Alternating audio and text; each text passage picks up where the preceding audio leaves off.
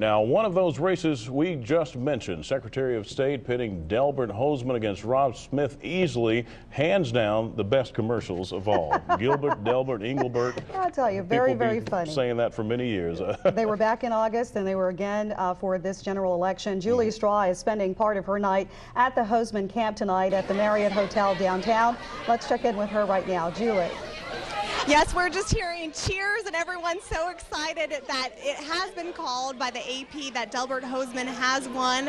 A lot of family, I've talked to family all the way from California here to support him, and I'm standing here with his wife right now, Lynn Hosemann. Lynn, how are you feeling tonight? I feel very excited. Waiting for Delbert to arrive, but it's been a long 10 months, and I think we're going to have a happy ending. We are told Delbert's in the building right now. Can you tell us a little bit about his commercials? A lot of his spots everyone was very proud of, and he didn't go the route that a lot of others did by slamming their opponents. He went a creative route. Talk about that. Well, he was determined to stay positive and upbeat, and found a really innovative way, I think, to get the message across, especially about voter ID.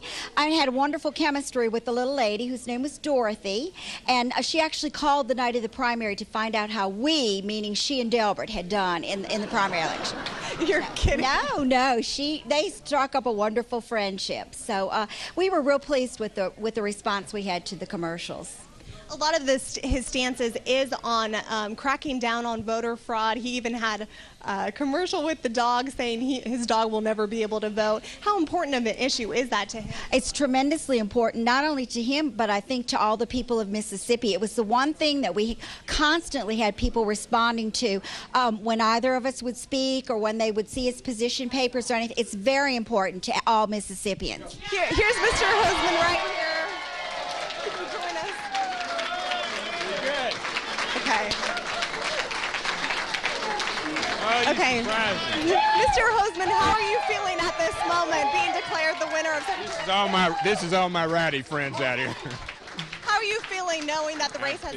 Great. I am feeling so great. It's been a long 6 months, and we met a lot of great people, and we're just honored to have this bestowed on us by the people of the Secretary of State's office. It's a great office, and I'm really looking forward to getting started. Talk about one of the first things you expect to get started once you enter office. Tomorrow morning we're starting on voter ID, and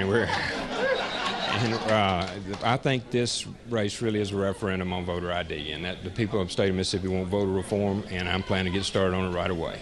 I was just talking to your wife, Lynn, about how you chose a different route than slamming your opponents, going to negative campaigns. You went to something interesting, and people definitely remembered your name. Maybe not your first name, but your last name. Talk about that idea.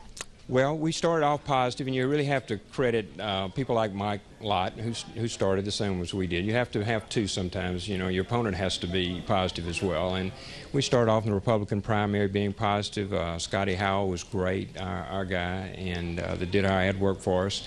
And we continued it all the way through. And I thought I heard more discussions about having a positive campaign the last 2 or 3 weeks, and how we'd made this many people in Mississippi smile about us sitting on a bench. It was pretty warm, I think, and I think it was well received.